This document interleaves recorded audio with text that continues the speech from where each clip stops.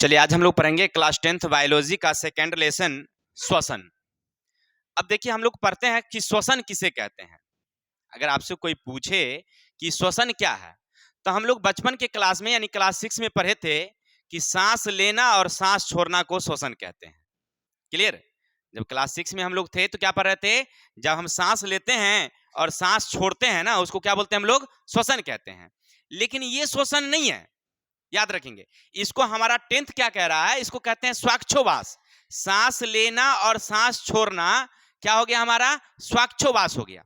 ठीक है, हमारा 10th में क्या पढ़ना है इसको। अगर आपसे कोई पूछे कि भाई स्वाक्षोवास किसे कहते हैं तो क्या लिखेंगे आप लोग, सांस लेने और सांस छोड़ने की क्रिया को स्वाक्षोवास कहते हैं। यानी जो हम लोग बचपन में पढ़े वो हमारा श्वसन की परिभाषा नहीं है, वो बचपन के लिए था। अब हम क्लास 10th में हैं, हाई स्कूल के स्टूडेंट हैं, तो हमें उसी तरह से पढ़ना होगा, नहीं पढ़ना होगा। चलिए ध्यान दीजिएगा, सब बोर्ड पर ध्यान दीजिएगा, ठीक है ना, किताब में कुछ नहीं मिलेगा आपको। तो हम लोग पढ़ रहे थे कि श्वसन क्या है। तो श्वसन एक जटिल प्रक्रम है। आपसे कोई पूछे कि श्वसन क्या है तो श्वसन एक जटिल प्रक्रम है जिसमें वायुमंडल से ऑक्सीजन युक्त हवा लेते हैं। वायुमंडल से क्या लेते हैं हम लोग, ऑक्सीजन युक्त हवा लेते हैं, और वह हमारे नाक के माध्यम से पहले कहां पहुंचती है, फेफड़ा में, और फेफड़ा से पुनः कहां जाती है, विभिन्न कोशिका में जाती है, और कोशिका में ऊर्जा का निर्माण होता है। शेष जो बचता है अवशेष उसको क्या करते हैं हम लोग, फिर नाक द्वारा वायुमंडल में छोड़ देते हैं। ये पूरा प्रक्रम कहलाता है श्वसन। आपसे कोई पूछे कि श्वसन क्या है तो लिखेंगे श्वसन वह जटिल प्रक्रम है। क्या लिखेंगे, श्वसन क्या है तो श्वसन वह जटिल प्रक्रम है जिसमें वायुमंडल से ऑक्सीजन युक्त हवा लेते हैं। क्या लिखेंगे हम लोग, वायुमंडल से ऑक्सीजन युक्त हवा लेते हैं और वह हमारी नाक के माध्यम से फेफड़ा में पहुंचती है, और फेफड़ा में पहुंचने के बाद वहां फिर जाती है उत्तक में मिल जाती है यानी रक्त में, और रक्त से जाती है विभिन्न कोशिकाओं में। कोशिका में जाने के बाद ऊर्जा का निर्माण करती है। जब ऊर्जा का निर्माण हो जाता है फिर जो अवशेष बनता है यानी कार्बन डाइऑक्साइड पुनः रक्त में मिल करके फेफड़ा में वापस आती है, और फेफड़ा से पुनः हम लोग वायुमंडल में नाक द्वारा छोड़ देते हैं। ये पूरा जटिल प्रक्रम कहलाता है, हमारा श्वसन कहलाता है। कोई दिक्कत? तो श्वसन कैसे समझे, अब इसको हम धीरे धीरे समझते हैं। देखिए होता क्या है कि हम सांस कैसे लेते हैं। देखिए जब हम हवा को खींचे तो हवा के साथ साथ धूलकण और अन्य प्रकार ऑक्सीजन, कार्बन डाइऑक्साइड, नाइट्रोजन जो भी वायुमंडल में गैस है वह हमारे नासा छिद्र द्वारा यानी नाक के छिद्र द्वारा कहां चला गया, वायुमंडल में, सॉरी हमारे फेफड़ा में गया। लेकिन नाक में छोटे छोटे बाल होते हैं और उसमें चिपचिपा एक द्रव होता है जिसको कहते हैं हम लोग म्यूकस। क्या कहते हैं हम लोग, म्यूकस। ध्यान दीजिएगा, नाक के अंदर एक चिपचिपा द्रव होता है, उसका काम क्या है, और छोटे छोटे बाल हैं उसका काम क्या है, तो हवा के साथ जो गंदगी गया है ना, हवा के साथ जो गंदगी गया उसको वो क्या करता है, रोक देता है। ठीक है ना, और रोक देता है तो कुछ समय बाद हम लोग नाक में उंगली डालते हैं तो निकलता है, उसको कहते हैं हम लोग नेक्टी कहते हैं, नहीं कहते हैं देहाती हिसाब में, समझे ना। तो वो हम लोग निकालते हैं, वो हमारे लिए जरूरी है। देखिए म्यूकस नहीं रहेगा, वो चिपचिपा द्रव नहीं रहेगा, नाक में बाल नहीं रहेगा तो गंदगी नाक के द्वारा हमारे शरीर के भीतर पहुंच जाएगा नहीं। तो बाल और म्यूकस जो है हमारे लिए जरूरी है, जो नाक की गंदगी को क्या करता है, रोकता है। ठीक है, वो हवा को अंदर जाने नहीं देता है। क्लियर, हवा के साथ साथ जो गंदगी जाती है ना उसको जाने नहीं देता, उसको क्या कर देती है, रोक देती है। समझ रहे ना।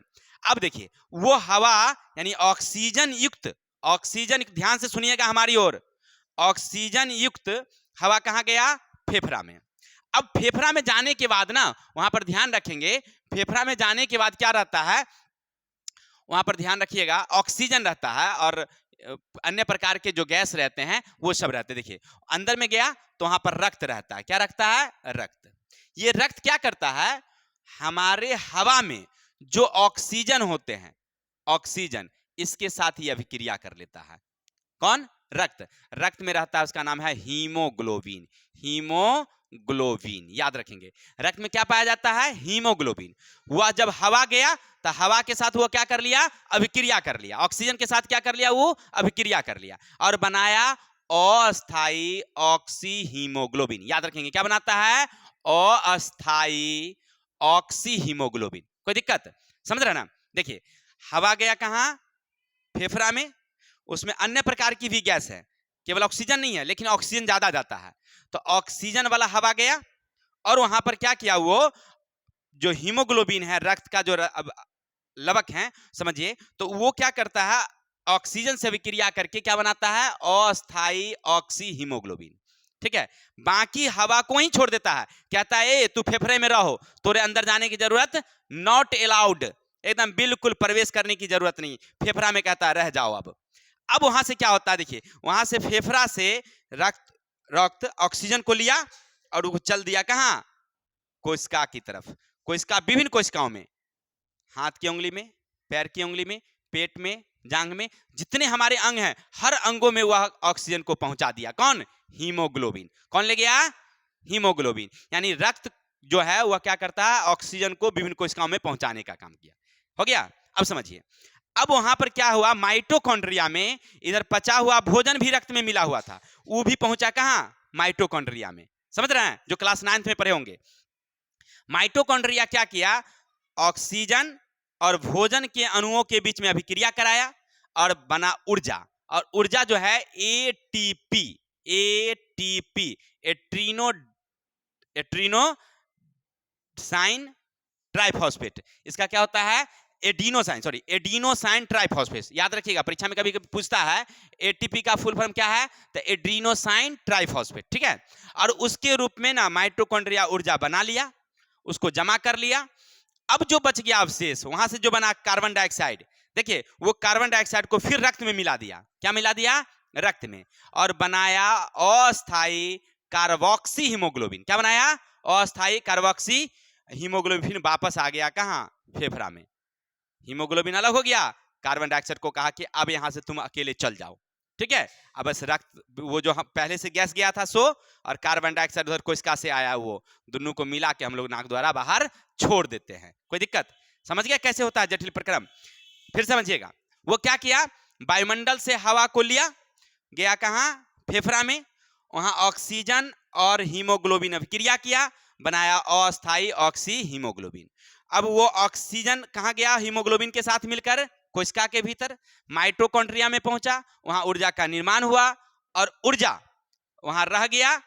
बाकी जो बना कार्बन डाइऑक्साइड फिर से हीमोग्लोबिन से क्रिया कर लिया, और उसको वापस लेकर के कहां गया, फेफड़ा में। फेफड़ा में उसको उतार दिया। यानी कि समझिए कि जो हमारा हीमोग्लोबिन है ना, वो परिवहन का काम करता है, ऑक्सीजन को ले गया, फिर कार्बन डाइऑक्साइड को वापस ले आया। ठीक है, इस तरह से हमारे शरीर में श्वसन की क्रिया चलती रहती है। कोई दिक्कत, तो आपने देखा कि श्वसन क्या है। श्वसन एक जटिल प्रक्रम है जिसमें वायुमंडल से ऑक्सीजन युक्त हवा लेते हैं और उसे हम लोग विभिन्न कोशिकाओं में भेजते हैं, ऊर्जा का निर्माण होता है, फिर वापस उसको हम लोग छोड़ देते हैं। अब चलते हैं श्वसन के प्रकार। श्वसन कितने प्रकार के होते हैं, तो याद रखेंगे ऑक्सीजन की उपस्थिति के आधार पर 2 प्रकार के। अगर आपसे कोई पूछे कि श्वसन कितने प्रकार के, तब बोलेंगे ऑक्सीजन की उपस्थिति के आधार पर श्वसन कितने प्रकार के होते हैं, 2। एक होते हैं वायवीय श्वसन और एक होते हैं अवायवीय श्वसन।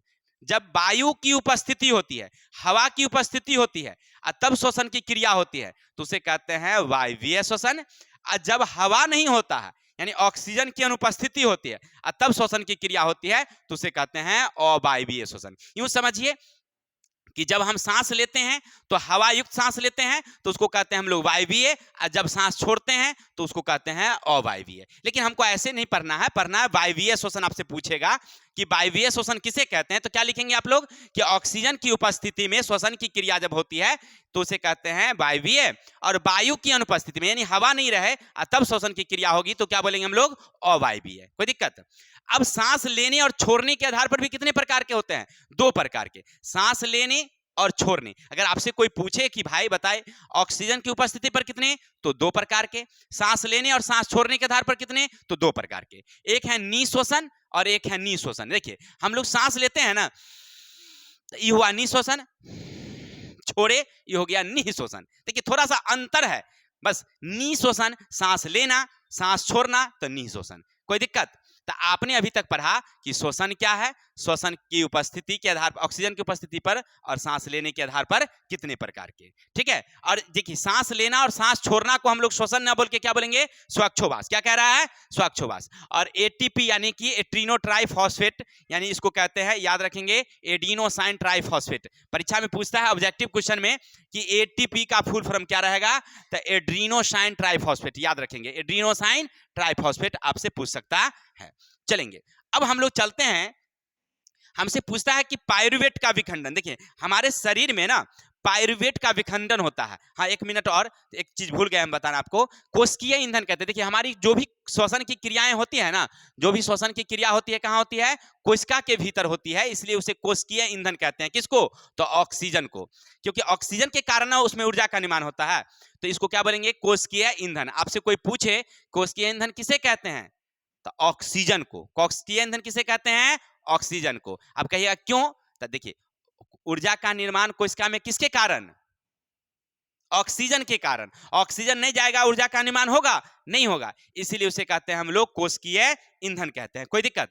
अब कभी कभी आपसे पूछता है कि श्वसन का रासायनिक समीकरण लिखें, तो श्वसन के रासायनिक समीकरण में याद रखेंगे, जो हम लोग भोजन लेते हैं ना, तो भोजन के अणु होता है C6H12O6।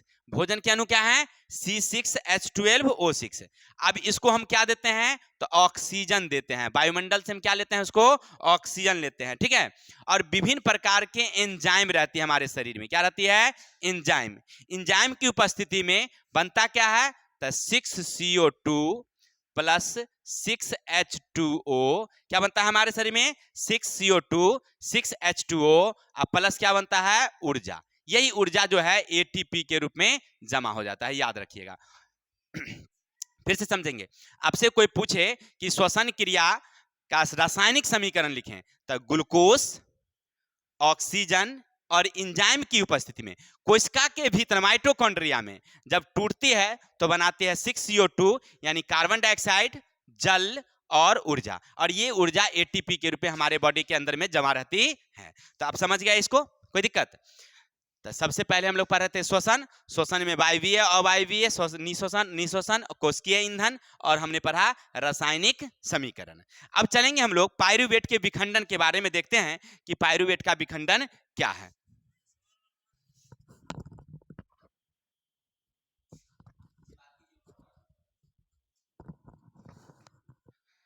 चलिए बाजी, तो हम लोग पढ़ रहे थे कि पायरुवेट का विखंडन के बारे में पढ़ते हैं, नहीं तो पायरुवेट का विखंडन जो होता है ना, वो कितने चरणों में होता है, याद रखेंगे 3 चरणों में। अब कहिएगा ये पायरुवेट क्या है। देखिए आप जो भोजन करते हैं ना, वो हमारा क्या है, पायरुवेट है। भोजन जो हमारा समझिए वो क्या है, पायरुवेट है। यानी कि जब कभी आप भोजन करते हैं, आपके बॉडी के शरीर में अंदर में भोजन जाता है, तो समझिए वो पायरुवेट। अब इनके टूटने के तरीके 3 हैं। अब कहेगा ये तरीका क्या है, तो नंबर 1 में कह रहा है, पहले चरण में ऑक्सीजन की अनुपस्थिति में, जब हमारे बॉडी के अंदर ऑक्सीजन नहीं रहता है, ऑक्सीजन नहीं होने के कारण हमारे शरीर में बनता है क्या है, इथेनॉल और CO2 का निर्माण होता है, याद रखिएगा। अब कहेगा ये हम नहीं समझे, समझिए यूं कि जब आप रात रात जागते हैं, 2 दिनों 3 दिन तो लगातार जागते हैं, तो आपके बॉडी में ना, शरीर में क्या होता है, काफी थकान सा महसूस होता है, नशा जैसा लगा रहता है। ये किसके कारण होता है, अरे आप तो खाए भी थे, आप सांस भी ले रहे थे, लेकिन भोजन को पचने के लिए और अन्य प्रकार के ऊर्जा के निर्माण के लिए कितना चाहिए, ऑक्सीजन, वो ऑक्सीजन आपको नहीं मिल रहा था। बॉडी के अंदर पूरा ऑक्सीजन जब नहीं जा रहा था, तो आपके शरीर में ऑक्सीजन की अनुपस्थिति हो गई, और यही भोजन टूट गया किसमें, इथेनॉल में। और इथेनॉल क्या होता है, एक प्रकार का मादक पेय पदार्थ होता है। जब आपके बॉडी के अंदर चला जाता है ना, जब वो समझिए इथेनॉल चल गया, तो आपको नशा जैसा लगेगा, यानी भकुआइल सन के मन लगेगा। कोई आएगा तो झगड़ा कर लीजिएगा उसमें, नहीं अब रात 2-3 दिन जागिए, अब कोई टोक दिया तो उससे तो झगड़ा निश्चित रूप से हो जाएगा, नहीं हो जाएगा। किसके कारण, वो एथेनॉल और CO2 आपके बॉडी के अंदर जमा हो गया, जिसके कारण आपके शरीर में आलस आने लगता है, समझ रहे ना। तो आपका पायरुवेट यानी भोजन ऑक्सीजन की अनुपस्थिति में क्या होता है, टूटता है, और टूटने के बाद क्या बनता है, CO2 और इथेनॉल। आपसे परीक्षा में यही पूछेगा, आपसे पूछेगा कि पायरुवेट का जब विखंडन होता है ऑक्सीजन की अनुपस्थिति में, यानी पहले चरण में, तो क्या होता है, तो याद रखेंगे इथेनॉल और CO2। ये मूल रूप से क्रिया किस में होती है, याद रखेंगे तो ईस्ट में। ये क्रिया किस में होती है, मूल रूप से ईस्ट में होती है, कोई दिक्कत। दूसरा हमारा है दूसरे चरण, ऑक्सीजन की उपस्थिति में, जब हमारे बॉडी में पूरा ऑक्सीजन मिलता है, यानी हम जो खाते हैं उसके बाद आराम से बैठ करके सांस लेते हैं फुफिया फुफिया के, तो समझिए पूरा ऑक्सीजन हमारे अंदर में जा रहा है। और जब पूरा ऑक्सीजन जाता है ना, तो बनता क्या है, CO2 H2O और ऊर्जा। याद रखें क्या बनता है, CO2 H2O और ऊर्जा। लिखने में थोड़ा सा मिस पॉइंट है, लेकिन ध्यान रखेंगे क्या ये CO2 यानी कार्बन डाइऑक्साइड, ऊर्जा बनती है और जल बनती है। ऊर्जा आ गया तो आप तो आराम से काम करेंगे, नहीं करेंगे। जब बॉडी में ऊर्जा बनेगा तो आपको काम करने में मन लगेगा, चलने में मन लगेगा, पढ़ने में मन लगेगा, सब कुछ अच्छा से होगा, नहीं होगा। और ये जल जो होता है हम लोग श्वसन की क्रिया द्वारा धीरे धीरे छोड़ देते हैं, या नाक से भी हवा निकलते हैं ना, जो उसमें जल भी जल रहता है, बोलते हैं उसमें भी जल रहता है, और हम लोग मूत्र के द्वारा भी बाहर निकालते हैं। और CO2 यानी कार्बन डाइऑक्साइड जो बनता है, वो कार्बन डाइऑक्साइड सांस द्वारा हम लोग छोड़ देते हैं। तो हमारे दूसरे चरण में क्या होता है, ऑक्सीजन की उपस्थिति में जब ऑक्सीजन रहता है तो शरीर में ऐसे बनता है। ये कहाँ होती है, खास करके माइटोकॉन्ड्रिया में होता है। ठीक है, चलिए तीसरा चरण में ऑक्सीजन के अभाव में लैक्टिक अम्ल का निर्माण होता है। जब हमारे बॉडी में ऑक्सीजन का हल्का हल्का पहुंचेगा, मतलब तनका तनका ऑक्सीजन शरीर में गया ना, तो समझिए क्या बनेगा, आपके शरीर में लैक्टिक अम्ल बन जाएगा। और लैक्टिक अम्ल के कारण आपके बॉडी में क्रैम्प होता है, दर्द होता है। अब आपसे क्वेश्चन एक पूछता है कि किसके कारण हमारे बॉडी में क्रैम्प होती है, मांसपेशियों में क्रैम्प होती है, तो याद रखेंगे लैक्टिक अम्ल के कारण। जब आप तेज दौड़ते हैं या कोई कठिन काम करते हैं तो आपकी मांसपेशियां जो होती है, ये पैर की जो मांसपेशियां होती है, उसमें दर्द होता है, नहीं दर्द होता है। आप जा करके दौड़ करके आइए, उसके बाद कल हो करके या गेंद फेंकिए हाथ नचा करके 2 दिन, तो आपके बॉडी में ना पूरा अकड़न होने लगेगा, दर्द होने लगेगा। किसके कारण हुआ भाई, याद रखेंगे, क्योंकि आपके शरीर में जितना ऑक्सीजन चाहिए उतना ऑक्सीजन नहीं मिला, तो आपका भोजन ना ऑक्सीजन के अभाव में, माने हल्का हल्का ऑक्सीजन में, वो जल्दी जल्दी टूटने लगा। क्योंकि उस समय काम के लिए हमें ज्यादा ऊर्जा चाहिए। अब मान लीजिए दौड़ते हैं तो हमको ज्यादा ऊर्जा चाहिए, उतना ऊर्जा उस समय चाहिए हमको, जब दौड़ रहे हैं तब चाहिए, उतना मिल नहीं रहा है, तो हमारा भोजन जल्दी जल्दी टूटने लगा। जल्दी जल्दी टूटो, जल्दी जल्दी ऊर्जा दो, नहीं, तन का इधर से ईंधन जाइए नहीं रहा है। यानी समझिए कि आप चावल पका रहे हैं और खाने वाला बैठल है, तो अधकचुए उतार दिए, नहीं उतार दिए, परस दिए, बड़ा खा लो जल्दी जल्दी सब आदमी, नहीं जी, अधकचुए खाइएगा पेट खराब हो जाए करेगा, नहीं हो जाएगा। लेकिन यहाँ पर वही बात होती है कि हमारे भोजन को चाहिए ऊर्जा, ऊर्जा उस समय चाहिए, और ऊर्जा पूर्ति के लिए क्या चाहिए, ऑक्सीजन। ऑक्सीजन मिल नहीं रहा है तो भोजन जल्दी जल्दी जल्दी जल्दी टूटता है, और जल्दी जल्दी टूटा तो क्या बन गया हमारे शरीर में, लैक्टिक अम्ल। क्या बना दिया, लैक्टिक अम्ल। और ये लैक्टिक अम्ल हमारी मांसपेशियों में जमा हो जाता है, जिसके कारण दर्द होती है। आपसे परीक्षा में 1 नंबर का क्वेश्चन पूछता है, याद रखेंगे। ठीक है, तो आपने अभी तक सीखा कि हमारे पायरुवेट का विखंडन कितने चरणों में होती है, 3 चरणों में। हमारे पायरुवेट का विखंडन कितने चरणों में, 3 चरणों में। कोई दिक्कत? अब आपसे एक पूछता है कि हम जब सांस छोड़ते हैं तो क्या उसमें कार्बन डाइऑक्साइड होता है, जब श्वसन की क्रिया होती है तो क्या उसमें कार्बन डाइऑक्साइड होता है? हाँ भाई, कार्बन डाइऑक्साइड होती है। अब कहिएगा चेक कैसे करेंगे, आराम से, कुछ नहीं, एक क्या करेंगे, एक परखनली ले लीजिए और उसमें चूने का पानी ले लीजिए, परखनली ले लीजिए और क्या ले लीजिए, चूने का पानी, और उसमें एक पाइप ले लीजिए और उसमें फूंक मारिए। ठीक है, जैसे ही आप फूकिएगा तो धीरे धीरे देखिएगा वो चूने का पानी का रंग ना बिल्कुल चेंज होने लगा, दूधिया हो जाएगा। ऐसे भी चूना का पानी उजला होता है, लेकिन फिर भी अगर उसमें फूक लगाइएगा तो उसका रंग में ना धीरे धीरे क्या आएगी, परिवर्तन आने लगेगी। अब कहिएगा ये परिवर्तन किसके कारण हुआ, तो कार्बन डाइऑक्साइड के कारण। यानी कार्बन डाइऑक्साइड जब उसमें मिलती है ना चूने के पानी में, तो उसका रंग कैसा कर देती है, दूधिया। याद रखिएगा, ऑब्जेक्टिव में भी पूछता है कि CO यानी जब चूने के पानी में कार्बन डाइऑक्साइड गैस प्रवाहित की जाती है तो उसका रंग कैसा हो जाता है, तो दूधिया। वहां ऑब्जेक्टिव में रहेगा, टिक मारिएगा, दूधिया। ठीक है, या लिखेगा चूने के पानी में रंग किसके कारण दूधिया हो जाती है, तो CO2 के कारण, कार्बन डाइऑक्साइड के कारण। अब हम सांस छोड़ते हैं तो कार्बन डाइऑक्साइड है, तो वह जब जाता है चूने के पानी में तो उसको रंग कैसा कर देता है, दूधिया कर देता है। कोई दिक्कत?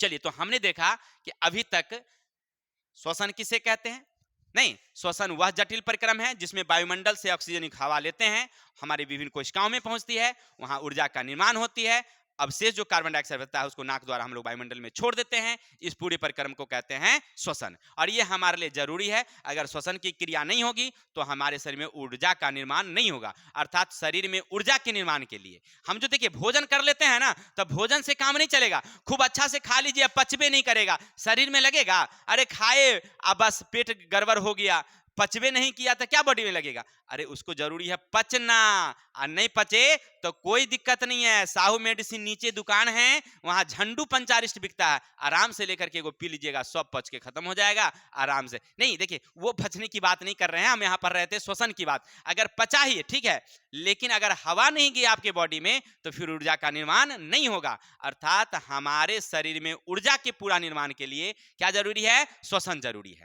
ठीक है, और श्वसन कहां संपन्न होती है, देखिए सांस लेने फेफड़ा से संपन्न नहीं होती है, उसका मूल रूप से काम होता है कोशिका के माइटोकॉन्ड्रिया के अंदर। याद रखेंगे, श्वसन की क्रिया पूर्ण रूप से कहां संपन्न होती है, कोशिका के अंदर माइटोकॉन्ड्रिया में। याद रखेंगे, ठीक है, पूर्ण रूप से कहां खत्म होती है, कोशिका के अंदर माइटोकॉन्ड्रिया में। देखिए पायरुवेट का जो पहला चरण होता है ना वो ईस्ट में होता है, और ये तीसरा चरण जो होता है ना कोशिका द्रव्य में होती है। ठीक है, याद रखेंगे, दूसरा चरण जब ऑक्सीजन पूरा रहेगा तो कहां होगी, माइटोकॉन्ड्रिया में, और जब ऑक्सीजन हल्का हल्का रहेगा तब कहां होगी, वो कोशिका द्रव्य में, कोशिका द्रव्य में, ठीक है, यानी तीनों तीन जगह, एक जगह ईस्ट में, एक जगह माइटोकॉन्ड्रिया में और दूसरी जगह कहाँ, कोशिका द्रव्य में। कोई दिक्कत? चलिए, तो हम लोग पढ़ रहे थे वायवीय और अवायवीय श्वसन। अब चलते हैं अवायवीय और वायवीय श्वसन में क्या अंतर है। तो देखिए, वायवीय श्वसन जो होती है वो ऑक्सीजन की उपस्थिति में, आपसे कोई पूछे कि वायवीय और अवायवीय में क्या अंतर है तो क्या लिखोगे? तो वायवीय श्वसन वह श्वसन है जिसमें ऑक्सीजन की उपस्थिति होती है, और अवायवीय श्वसन वैसे हैं जिसमें ऑक्सीजन की उपस्थिति नहीं होती, यानी ऑक्सीजन का अभाव होता है। ठीक है। दूसरा, वायवीय श्वसन प्रथम चरण में कोशिका द्रव्य में होता है, कोशिका द्रव्य में, जबकि दूसरा चरण इसका माइटोकॉन्ड्रिया में होता है। कहां होता है ये? माइटोकॉन्ड्रिया में। जबकि ये अकोशिकीय सॉरी अवायवीय श्वसन है, ये कोशिका द्रव्य में होता है। अवायवीय श्वसन जो अभी आपने पढ़ा था, ये कहां होती है हमारी? कोशिका द्रव्य में। वायवीय माइटोकॉन्ड्रिया में। वायवीय का फाइनल कहां? अवायवीय का फाइनल कहां? कोशिका द्रव्य में। जब कोशिका द्रव्य में होगा तो पूरा ऊर्जा का निर्माण होगा नहीं। तीसरा है, वायवीय श्वसन में ग्लूकोज का पूर्ण ऑक्सीकरण हो जाता है, पूरा पूरा टूट जाता है और टूटने के बनाता है CO2, H2 और ऊर्जा। अवायवीय श्वसन में ग्लूकोज का पूरा विखंडन नहीं होता है, हल्का हल्का आंशिक रूप से होता है और बनाता है क्या? तो इथेनॉल, कार्बन डाइऑक्साइड या लैक्टिक अम्ल। ठीक है, कोई दिक्कत? चलिए, वायवीय श्वसन की तुलना में अवायवीय श्वसन में कम समय लगता है, लेकिन ऊर्जा किसमें निकलता है? तो वायवीय श्वसन में। वायवीय श्वसन में ऊर्जा ज्यादा मिलती है और अवायवीय श्वसन में ऊर्जा कम मिलती है। तो आपने अभी तक देखा वायवीय श्वसन और अवायवीय श्वसन में अंतर। आपसे कोई पूछे कि वायवीय श्वसन और अवायवीय श्वसन में क्या अंतर है तो क्या बोलेंगे? तो लिखेंगे वायवीय श्वसन और अवायवीय श्वसन में निम्न अंतर हैं। नंबर 1 नोट डाउन कर लेंगे। नंबर 1, वायवीय श्वसन ऑक्सीजन की उपस्थिति में होती है, अवायवीय श्वसन ऑक्सीजन के अभाव में होता है। दूसरा, वायवीय श्वसन में ऊर्जा का निर्माण होता है, अवायवीय श्वसन में ऊर्जा का निर्माण कम होता है। तीसरा, वायवीय श्वसन की क्रिया माइटोकॉन्ड्रिया में फाइनल होती है, अवायवीय श्वसन कोशिका द्रव्य में फाइनल होती है। चौथा, वायवीय श्वसन में ग्लूकोज का पूर्ण ऑक्सीकरण होता है और अवायवीय श्वसन में ग्लूकोज का पूर्ण ऑक्सीकरण नहीं होता है। कोई दिक्कत? तो हमने देखा वायवीय श्वसन, अवायवीय श्वसन, पाइरूवेट के विखंडन के बारे में। अब चलेंगे हम लोग आगे, पढ़ना है हमें कि आगे क्या कहता है हमारा कि वायवीय श्वसन अवायवीय श्वसन अंतर देख लिया। पौधों में श्वसन की क्रिया देखते हैं। देखिए, जैसे हम लोग सांस लेते हैं, क्या पौधे वैसे सांस लेते हैं? हाँ, पौधे भी सांस लेते हैं, ठीक है, लेकिन वो उसके सांस लेने के जो अंग हैं वो अलग अलग हैं। हमारे अंग अलग हैं और उनके अंग अलग हैं, बस सिस्टम तरीका अलग है, बाकी सब वही होता है। देखिए, पौधे दो क्रिया करती है। एक, दिन में तो प्रकाश संश्लेषण की क्रिया करती है। पौधे दिन में क्या करती है? प्रकाश संश्लेषण, जो हम लोग पहले चैप्टर में पढ़े। वो वायुमंडल से ऑक्सीजन युक्त हवा को लेती है, ठीक है, सॉरी, रात में, दिन में क्या करती है? वो कार्बन डाइऑक्साइड को लेती है, ऑक्सीजन को छोड़ती है, और धरातल से क्या लेती है? खनिज लवण। वायुमंडल से क्या लेती है? कार्बन डाइऑक्साइड, और धीरे धीरे उसकी पत्ती में क्लोरोफिल रहती है, सूर्य प्रकाश की उपस्थिति में भोजन बन जाता है। ये सब तो हम लोग पहले चैप्टर में पढ़ चुके थे, लेकिन हमें पढ़ना अभी श्वसन की क्रिया। क्या पौधा भी सांस लेता है? हाँ, रात के समय में पौधा सांस लेती है। जब शाम हो जाता है तो शाम के समय में वो दोनों क्रिया साथ साथ करती है। शाम के समय पौधा श्वसन की क्रिया और प्रकाश संश्लेषण की क्रिया साथ साथ करती है, लेकिन जब रात हो जाता है, जब सूरज की रोशनी नहीं होती है, तो याद रखेंगे पौधे दोनों क्रियाएं नहीं करके केवल एक, यानी श्वसन की क्रिया करने लगती है। तब वो प्रकाश संश्लेषण नहीं करती है, श्वसन की क्रिया करती है। इसका मतलब क्या सर जी? ये तो ये बात हुआ ना कि वो ऑक्सीजन लेता होगा और कार्बन डाइऑक्साइड छोड़ता होगा। हाँ रे, वही बात होता है, एकदम बिल्कुल वही। वो ऑक्सीजन को क्या करता है? लेता है, और कार्बन डाइऑक्साइड को छोड़ता है। तुम देख ले। अब कैसे? अब क्या है ना कि मान लीजिए हमारे एक पड़ोसी, आम का भी मौसम है, तो आम के बाग में क्या करने गए? रखवारी करने गए, है ना, और आधी रात हुआ और वो बेहोश हो गए। कैसे बेहोश हो गया भाई? क्या कारण था बेहोश होने का? इसका कारण क्या था कि वो आम का पेड़ ना काफी घना था, ठीक है ना, और उस आम का पेड़ ना, आम के आसपास के जो ऑक्सीजन थे उसको धीरे धीरे क्या कर लिया? वो खींच लिया और कार्बन डाइऑक्साइड छोड़ दिया। और कार्बन डाइऑक्साइड के कारण वो धीरे धीरे उसको श्वसन की क्रिया में क्या होने लगी? कठिनाइयां होने लगी और वो बेहोश हो गया कार्बन डाइऑक्साइड के कारण, ठीक है। अर्थात पेड़ ना आसपास के ऑक्सीजन को क्या कर लिया? खींच लिया था, जिसके कारण तो हम लोग हल्ला कर दिए कि रात में उसको भूत धर लिया। अरे भूत थोड़ा ही धर लिया था उसको, वो तो कार्बन डाइऑक्साइड उसको क्या हुआ, इतना ना मिल गया बॉडी में, जिसके कारण उसको शरीर में ऊर्जा का निर्माण ही नहीं हुआ, भोजन सही से पचा नहीं। अभी अभी आपने देखा कि जब ऑक्सीजन उसको पूरा नहीं मिलेगा तो फिर ऊर्जा का निर्माण होगा, और नहीं होगा तो शरीर क्या हो जाएगी, अनियंत्रित हो जाएगी, बेचैन घबराहट सी होगी। और सेम कहानी उसके पास हुआ। अर्थात पौधे रात के समय में क्या करते हैं, श्वसन की क्रिया करते हैं। रात में क्या करते हैं, श्वसन, और दिन में क्या करते हैं, प्रकाश संश्लेषण। अगर आपसे कोई पूछे कि पौधे दिन में क्या करते हैं, प्रकाश, रात में क्या करते हैं, श्वसन, लेकिन कुछ पौधे याद रखिएगा ऐसे होते हैं कि रात में भी करते हैं श्वसन, सॉरी प्रकाश संश्लेषण, रात में भी क्या करते हैं, प्रकाश संश्लेषण, श्वसन नहीं करते हैं। जैसे हमारी तुलसी, ठीक है ना, ये लड़की की नहीं, तुलसी, तुलसी का जो पौधा होता है ना, वो तुलसी की बात कर रहे हैं, ठीक है।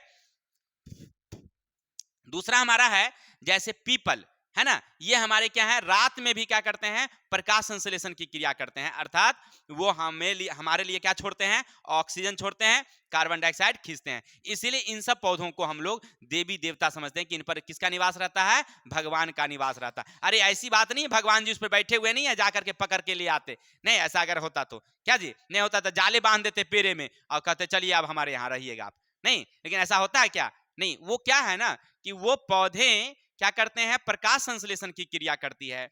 अर्थात हमारे लिए वो क्या करती है, ऑक्सीजन छोड़ती रहती है। तो तुलसी के पौधे को हम लोग आंगन में लगाते हैं, नहीं लगाते हैं, बस अच्छा से सुंदर से सजा करके खूब अच्छा पौधा लगाते हैं।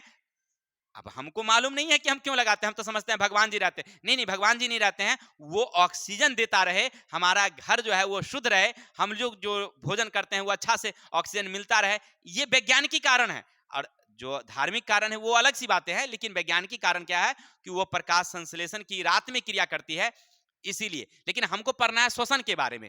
अब सोचने की बात है कि पौधा श्वसन की क्रिया करने के लिए क्या उसके पास नाक है, नहीं, वो रंध्र की सहायता से करती है। देखिए पत्ती के ना जो पत्तियां होती है उसके निचले हिस्से में महीन महीन छिद्र होती है। पौधे की पत्तियों के जो निचले सिरा होती है उसमें क्या होती है, महीन महीन छिद्र होती है, और इन्हीं छिद्रों से वह क्या करती है, सांस लेती है, ठीक है, जिसको हम लोग कहते हैं रंध्र या एस्टोमाटा। अंग्रेजी में बोलेंगे तो एस्टोमाटा, हिंदी में बोलेंगे तो रंध्र। आपको अगर देखना है ना तो देखिए, आप स्पष्ट रूप से देख सकते हैं छिद्र छिद्र, ऐसे तो आपको दिखाई पड़ेगी नहीं, लेकिन हम लोगों के यहाँ एक पौधा होता है ना जिसको आप लोग पोरो कहते हैं, है ना, ये उसकी पत्तियां काफी मोटी मोटी होती है, या जो भी साग होता है ना, साग वाला की पौधा की बात कर रहे हैं, वो पौधा मोटी मोटी होती है।